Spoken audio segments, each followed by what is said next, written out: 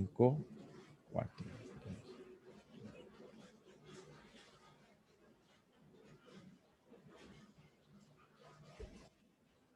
Doctor Moncada, bienvenido. Muchas gracias por atender nuestro llamado y estamos muy alegres de compartir con usted esta tarde. Muchas gracias, Elder, y muchas gracias por invitarme y por organizar esta conversación. Muchas gracias a Eva Callejas por haber propiciado y organizado la reunión.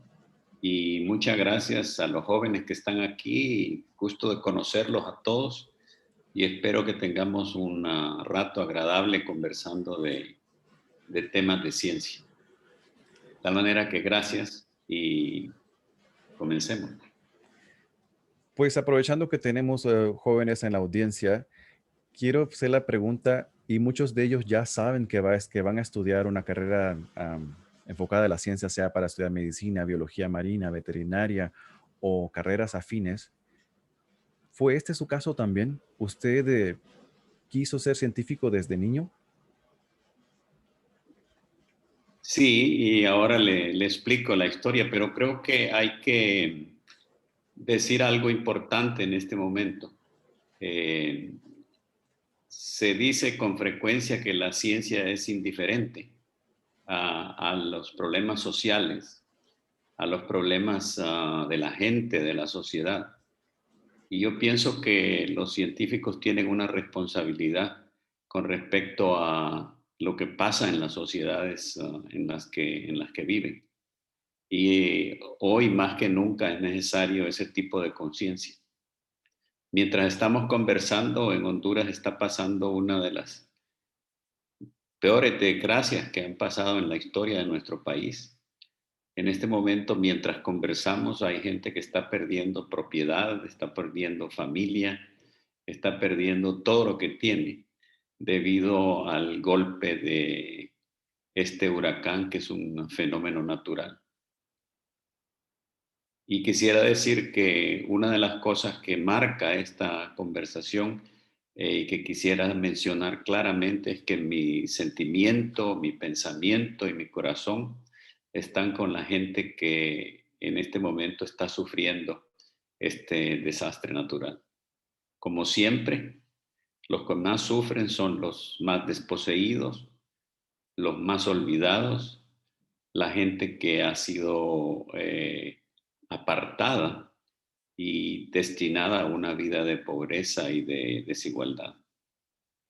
De tal manera que tenemos que reconocer eso y tenemos que verlo dentro del contexto de la situación en la que estamos, que es además muy difícil para el país en medio de una pandemia de un virus que nos ha estado golpeando muchísimo, que ha puesto en evidencia la mala infraestructura que tiene el país, la mala infraestructura de salud, la falta de una salud pública que responda a las necesidades de la población y que ha causado muchas muertes y mucho sufrimiento y una crisis económica que ya es profunda, aún antes del golpe de este huracán, o más bien de estos dos huracanes que han golpeado al país consecutivamente. Yo creo que el pueblo de Honduras se merece un tratamiento mejor que ese. Yo vivía en Honduras el año 75 cuando un huracán golpeó la costa norte que se llamaba el huracán Fifi. Y fui testigo porque fui a la costa norte a ver la devastación y el desastre que había causado. Y 50 años después, las fotos que estoy viendo, los clips que estoy viendo, están demostrando que muy poco ha cambiado para la mayoría de la población de nuestro país. Son muchos años de mala gobernancia, son muchos años de irresponsabilidad, son muchos años de falta de planificación y creo que la juventud tiene la obligación de tomar conciencia de eso y de pensar que es importante trabajar por una sociedad mejor de la que tenemos en este momento. El segundo punto que quisiera hacer con respecto a esto es que Honduras, como los países pobres del mundo, no han contribuido para nada al cambio climático. Estos huracanes y estos fenómenos naturales tan devastadores son resultado directo del cambio climático, al cual Honduras no ha contribuido nada, ni los países de Centroamérica. Los países ricos han contribuido a la acumulación de los gases que hacen este efecto de invernadero, y son los países pobres los que terminan sufriendo las consecuencias. La situación es muy grave porque lo que se calcula es que este tipo de fenómenos naturales van a aumentar, y estos fenómenos naturales van a golpear todavía más a la población, de tal manera que habría que pensar seriamente en prepararse para eso. Un dato es sumamente importante e interesante. Por cada grado centígrado que aumente la temperatura en la Tierra, la atmósfera acumula 7% más de agua. Eso quiere decir que en la época caliente más agua se acumula en la atmósfera y el ambiente se vuelve seco, y uno de los problemas por los cuales las cosechas están fallando en Honduras es por eso.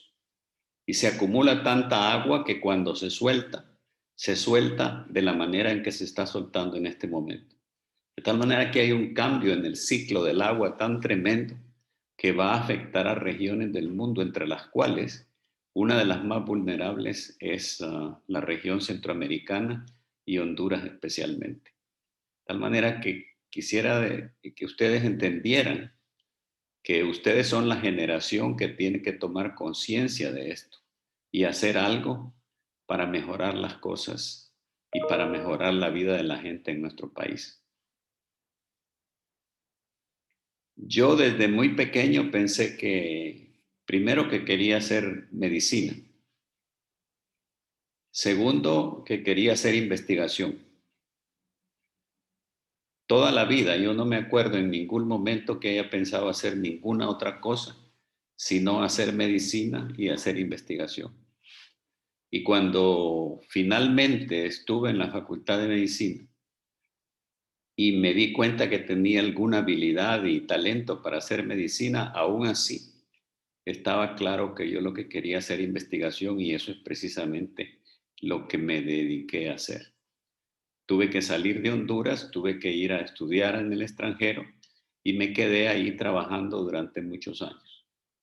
A pesar de haber tratado de regresar una vez a Honduras en los años 70, tuve que volver para continuar haciendo investigación en Inglaterra.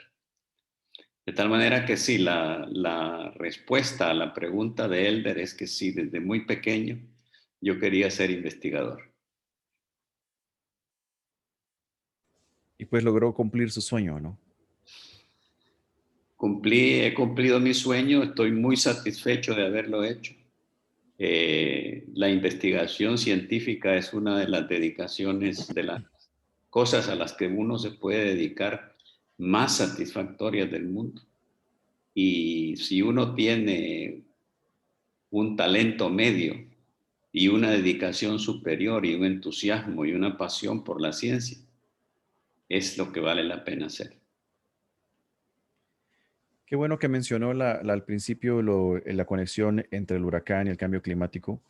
Y esto es algo que lo he venido observando desde hace tiempo porque revela nuestra vulnerabilidad como país ante los ante los efectos de cambio climático.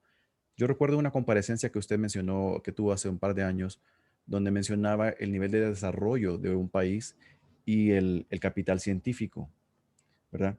Entonces, pues uniendo las dos, la condición de vulnerabilidad de nuestro país ante el cambio climático y nuestra bajo capital científico, me parece muy importante que hagamos hincapié en la necesidad de fortalecer la ciencia en nuestro país como como un instrumento para luchar contra el cambio climático. ¿Qué opina usted al respecto? Yo creo que en general hay que fortalecer todos los niveles de la educación y cambiar la educación hacia una educación orientada hacia la resolución de problemas desde el principio, para ir creando esa mentalidad crítica que permite posteriormente a la gente a hacer investigación.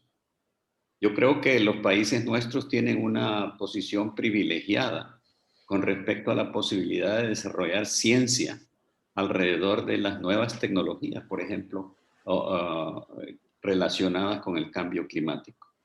Honduras debería de estar desarrollando infraestructura, debería de estar desarrollando posibilidades, masa crítica y tecnologías orientadas al cambio de la producción de energía, por ejemplo, a dejar los combustibles fósiles atrás y empezar a pensar realmente en la producción de energía por medios renovables. Honduras es un país tropical con sol y todo ese tipo de trabajo se podría montar toda una plataforma de desarrollo científico alrededor de lo que se llama la gran transformación verde del planeta, la conservación de los bosques, la protección del medio ambiente, la creación de sistemas de creación de energía renovable. Y ese tipo de cosas podrían crear toda una plataforma de desarrollo científico técnico en el cual se podría formar gente en todas las áreas basado en ese proyecto común relacionado con la posibilidad de una sobrevivencia buena dentro de la situación del cambio climático que creo que no lo podemos parar más. Si llegásemos a hacer en el mundo todo lo que se necesita hacer, podríamos reducir el aumento de la temperatura para 2 grados o tal vez un poquito menos en los próximos 50, 75 años. Pero si eso no se logra, la necesidad de adaptarse a temperaturas mucho más altas y con problemas mucho más serios va a ser una cuestión de sobrevivencia. Y sin embargo, a pesar de la urgencia de enfrentar este problema y de desarrollar nuestro capital científico, pareciera que el gobierno no ha tenido un interés histórico en desarrollar la ciencia. El problema es que los países nuestros, no solo Honduras, sino que en América Latina, no se ha apreciado la necesidad de inversión en ciencia y en tecnología. Y hemos ido siempre a la cola de los desarrollos en todas las áreas que se suceden en otras partes del mundo. En la medida en que vayamos a la cola y nunca participemos en ninguna de las transformaciones científicas, ya sea biología, física o cualquier área, en esa medida nos hacemos no solo dependientes económicamente, sino dependientes intelectualmente. Y terminamos yendo, como hemos ido siempre, en el vagón de cola del desarrollo económico y social del mundo. Yo creo que mientras no resolvamos ese problema y no hagamos inversiones serias en la formación de gente y en la formación de científicos y técnicos y la creación de infraestructuras para que la gente haga ciencia y resuelva problemas, vamos a seguir para siempre en la situación triste en la que estamos en este momento. Exportando materia prima, exportando la, la- un país bananero, ¿no? Como nos han llamado otras naciones. Un país bananero, un país que produce materias primas que está siendo devastado y destruido por los intereses de grandes compañías multinacionales, sin ningún interés o respeto por las necesidades del país, y que en este momento, por ejemplo, lo exponen a la posibilidad de crear esas ciudades modelo de las que se habla, que no son sino concesiones del territorio nacional, en el cual se le garantiza extraterritorialidad a la gente de afuera para que vengan supuestamente a resolver los problemas del país. Los problemas del país lo van a resolver los hondureños. En la historia ha habido ejemplos de este tipo de colonialismo. Los europeos en el siglo XIX obligaron a China a crear ese tipo de concesiones en los puertos de China, donde tenían extraterritorialidad, los franceses, los alemanes, los ingleses. Eso no ayudó para nada nunca al desarrollo de China. Al contrario, la hizo más pobre, la hizo más dependiente y la hizo más exportadora de sus riquezas hacia los países más desarrollados. Estamos enfrentados a esa situación y nos continúan diciendo de que esa es una buena cosa, cuando es realmente antihistórica, contra la Constitución, contra los intereses del país, contra los intereses de la gente del país.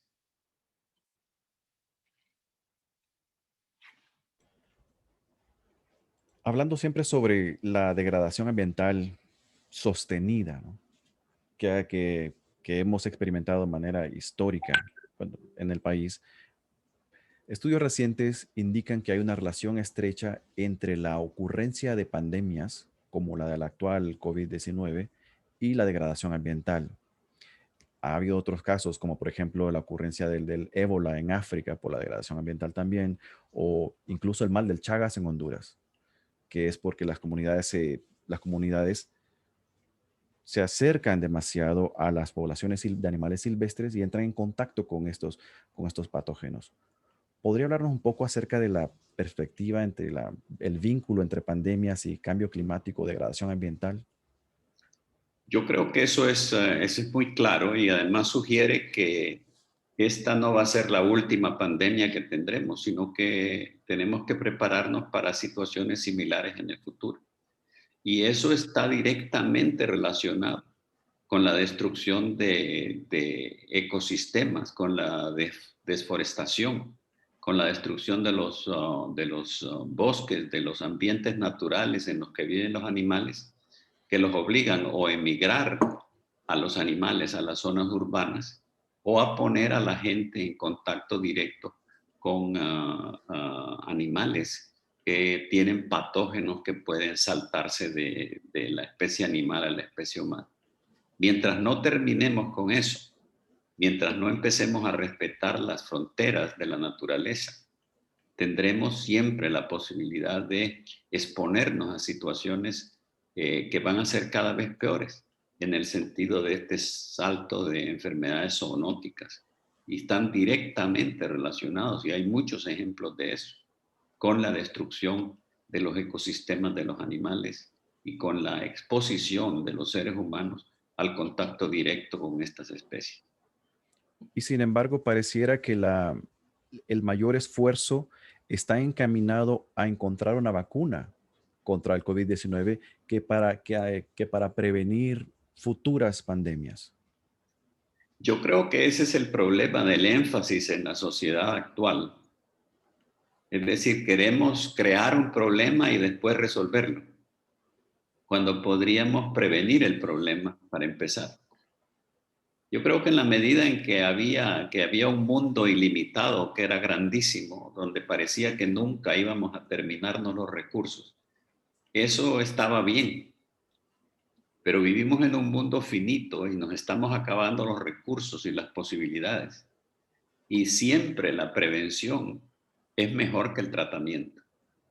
Imagínese usted lo que se ha invertido en producir. En este momento hay más de 200 vacunas en desarrollo para resolver el problema de esta pandemia. Sería mucho mejor haber prevenido la situación que nos expone a esa situación, a esas condiciones, que en este momento estar tratando de resolver el problema a posteriori. Y con respecto a salud, eso es lo que hacemos constantemente. La gente ha ido adquiriendo malos hábitos de alimentación, sedentarismo y lo demás, precisamente por lo que se llama el estilo de vida occidental. La comida chatarra, el sedentarismo debido a la falta de ejercicio, a las computadoras, a lo demás.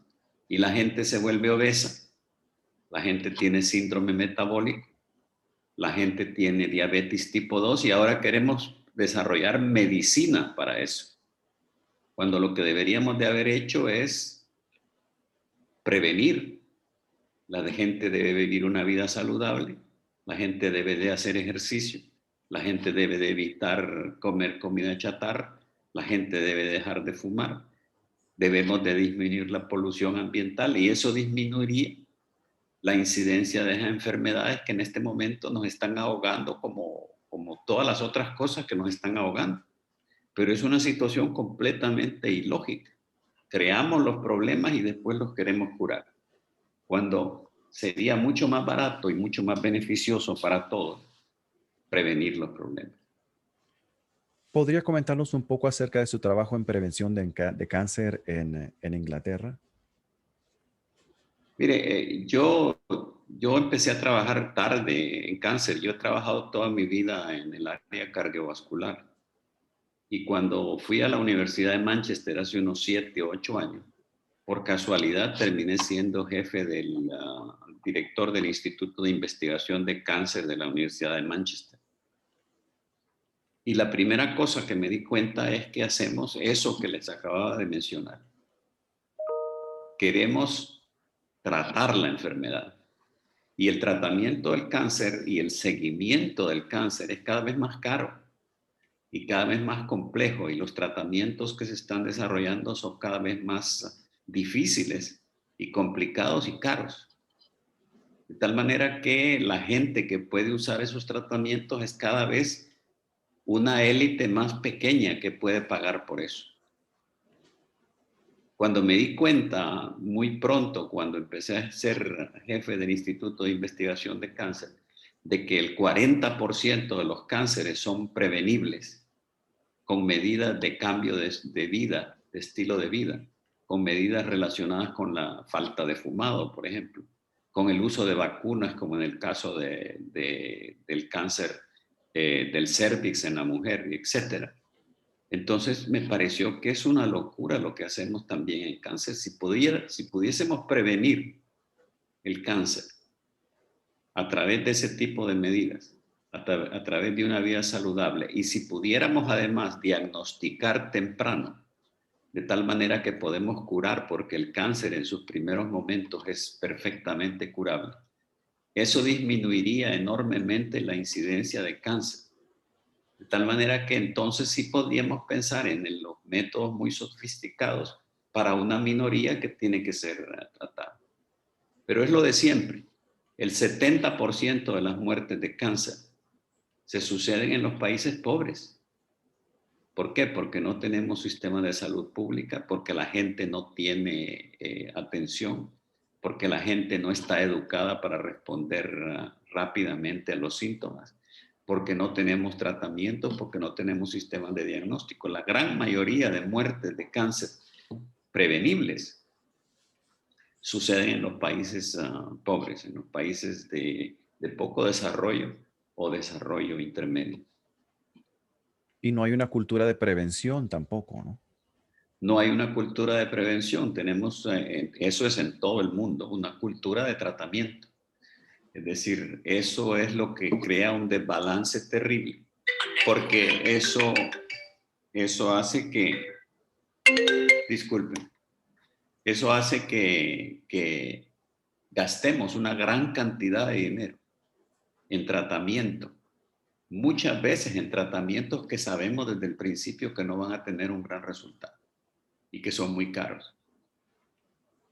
Fíjese usted, por ejemplo, que se calcula que en una sociedad como la sociedad del Reino Unido, donde yo vivo, en los próximos 50 años, 1 de cada 2 personas va a tener cáncer en algún momento de su vida. Eso es debido a que la gente vive cada vez más.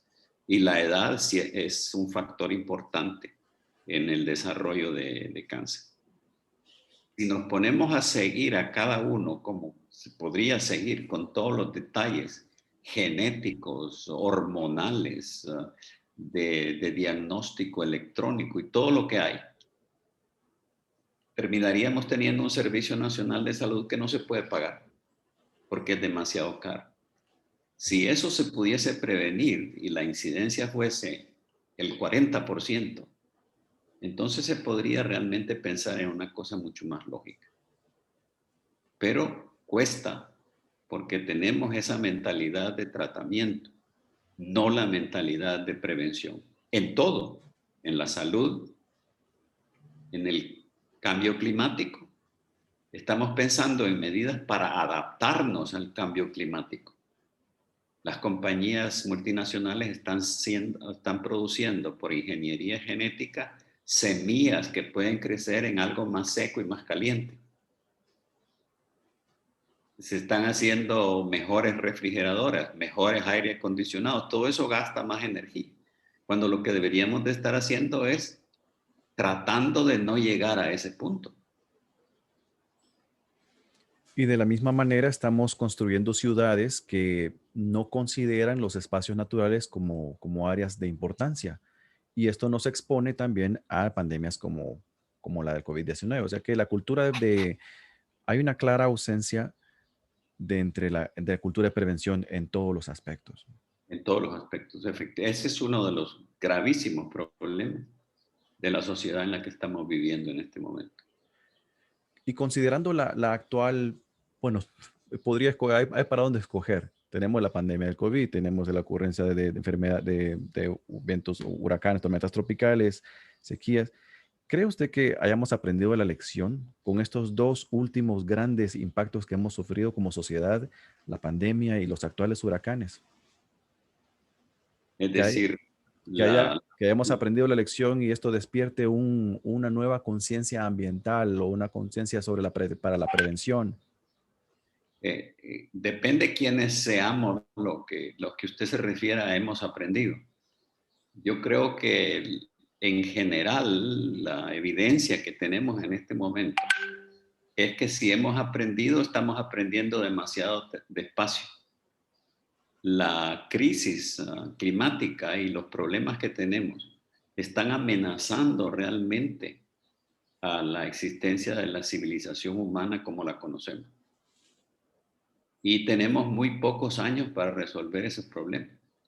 Se calcula que para que no suba la temperatura a más de 2 grados, que ya es catastrófico, dentro de 100 años, necesitaríamos terminar de quemar el carbón y el petróleo y todos los combustibles no renovables, por lo menos la mitad de lo que tenemos para el año 2035 y estar completamente neutrales con respecto a la generación de gases de invernadero para el año 2050.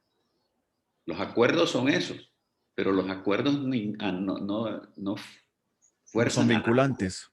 no son vinculantes.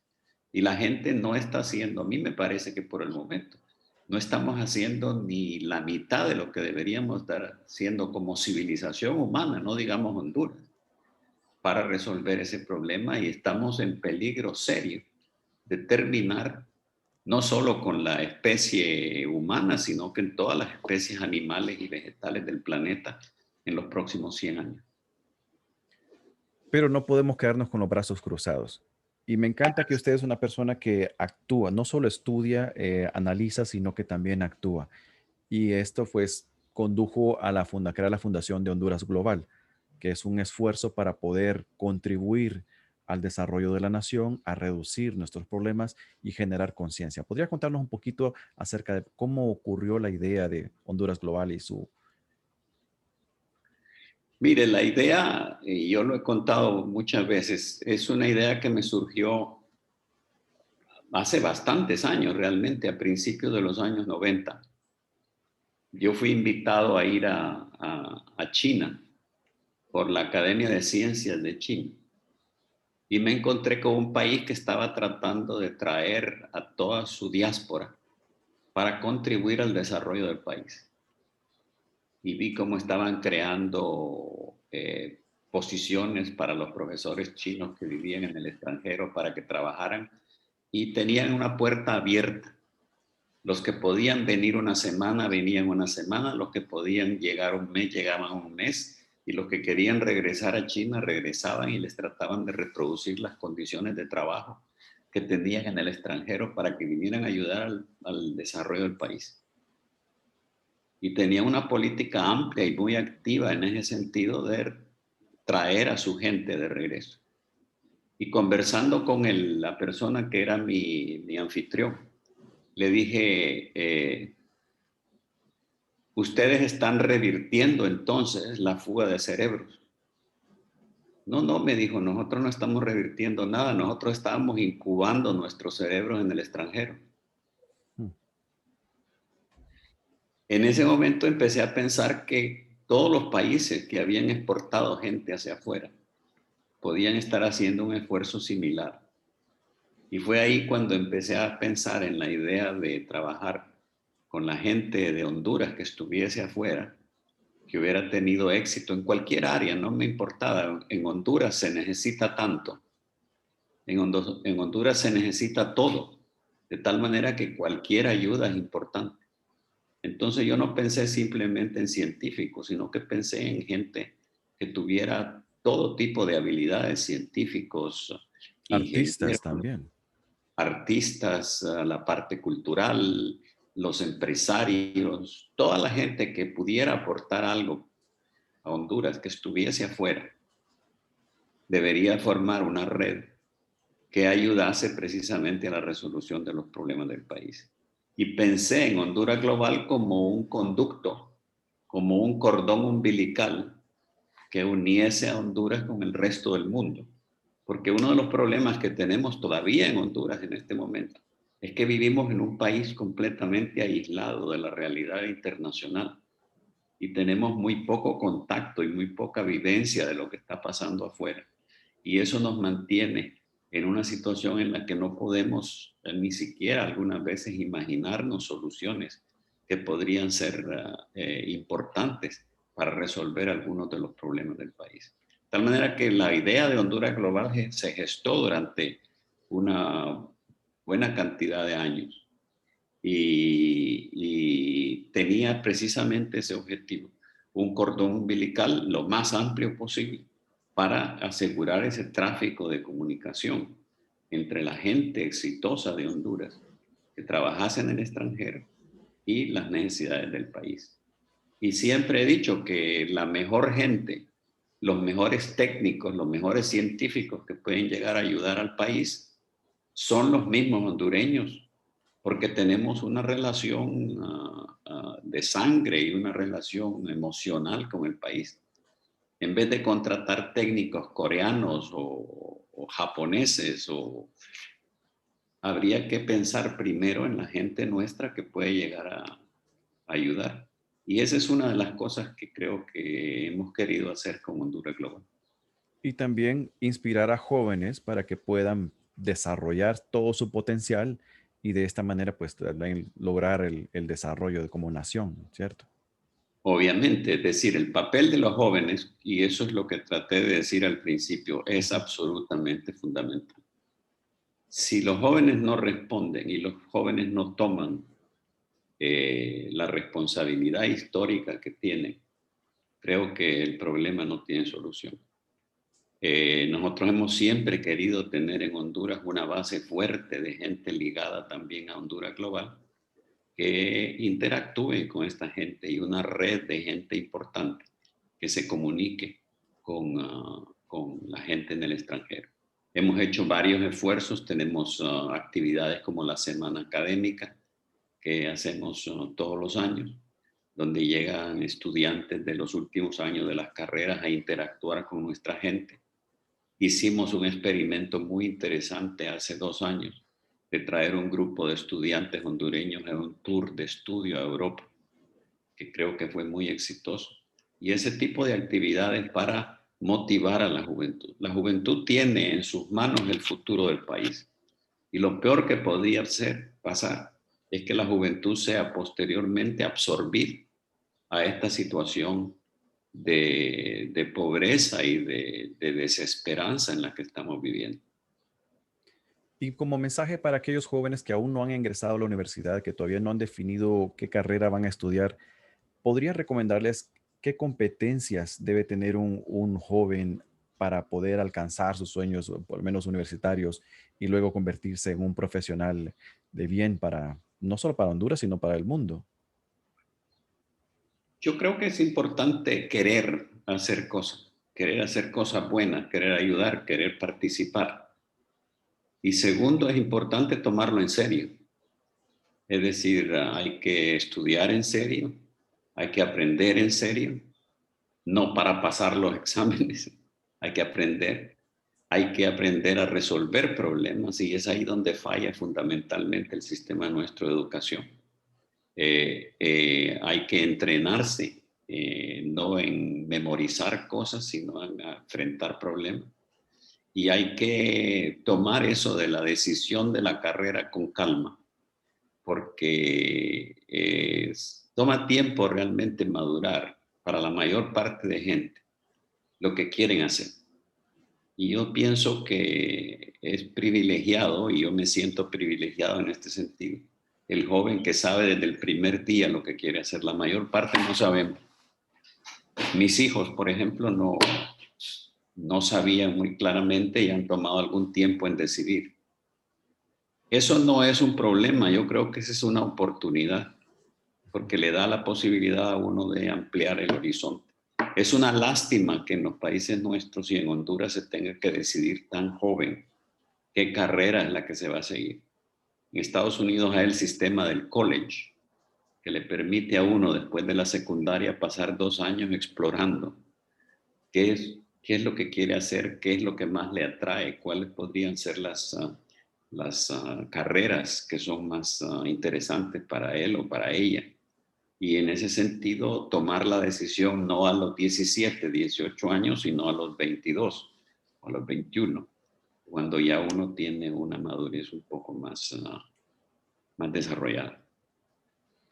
Un consejo muy sentido, esperamos que lo tomen a corazón todos aquellos jóvenes que nos escuchan el día de hoy. Tómense las cosas con calma, escojan sabiamente y lo más importante, pues escojan aquello que realmente les gusta, aquello que, por lo cual se apasionan, porque el mundo eso requiere, ¿no? Jóvenes apasionados, personas apasionadas, no personas desinteresadas en lo que realizan. Efectivamente, yo creo que la pasión unida a la inteligencia es lo que resuelve no solo los problemas de afuera, sino que los problemas que nosotros mismos acarreamos con nosotros. En la medida en que estemos dedicados a hacer algo positivo, en la medida en que estemos dedicados a hacer algo que ayuda a la otra gente, en la medida en que tenemos empatía con la otra gente y somos sensibles a la problemática que nos rodea, en esa medida tenemos una satisfacción que nos explica nuestra propia existencia. Doctor Moncada, muchísimas gracias por tomarse el tiempo de conversar con nosotros el día de hoy. Es siempre un honor poderlo escuchar y poder aprender de toda su experiencia de vida y esperamos que mucha gente pues pueda tomar los consejos que usted nos ha brindado tan gentilmente para podernos cambiar el curso de la historia, ¿no? Y poder desarrollar un país que sea amigable con la naturaleza y que nos ayude a prevenir mayores problemas. Bueno, muchas gracias, Elder, por invitarme y a Eva por organizar esta reunión y a todos los estudiantes. Estoy impresionado, bien impresionado, que son las estudiantes fundamentalmente. Y me parece excelente que las mujeres empiecen realmente a moverse en ese sentido y a encargarse de la situación. Yo digo en este momento que los países que les ha ido mejor en esta problemática de la pandemia son países en los cuales mujeres están a cargo de la sociedad.